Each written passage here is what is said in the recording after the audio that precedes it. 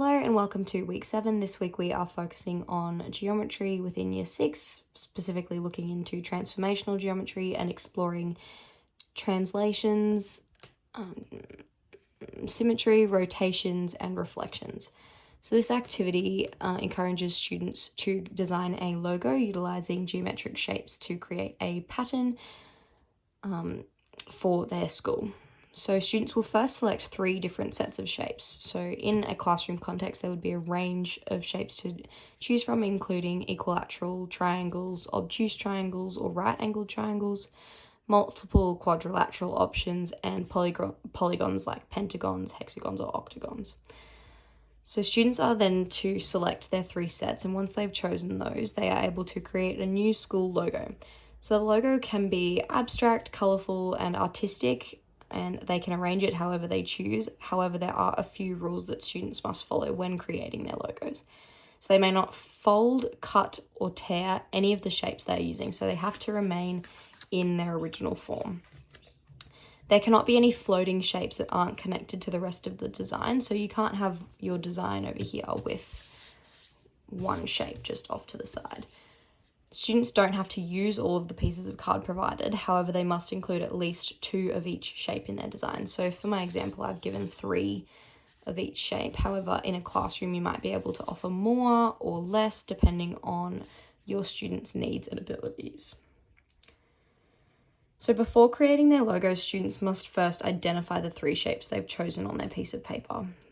So while students are doing the activities, teachers will walk around the room and ask prompt questions related to this. So for example, my student or I have selected these 3 different shapes. So I can identify this triangle as an obtuse triangle because the sides on our triangle are not all equal. There is a right angle in there as well worth identifying, but we would say that that is an obtuse triangle. And then move on to this shape here. We can see that there's a concave on this shape, which means it's inverted or it's going into the shape, and that would be our concave polygon, or convex rather, not concave, sorry. Finally, we've got a rectangle. It's a pretty square looking rectangle, but if we were to measure our rectangle, we would see that it is in fact a rectangle with 2 short sides and 2 longer sides.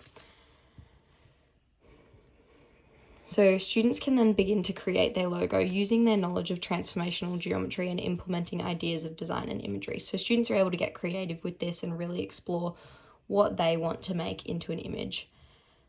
I have a logo that I designed earlier that I've linked below with the instructions for you to look at as a reference point.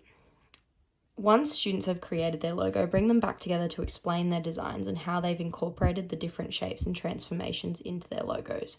So some students might notice that they used a lot of symmetry or they used rotations to create a pattern, and this promotes student engagement as well as collaborative thinking.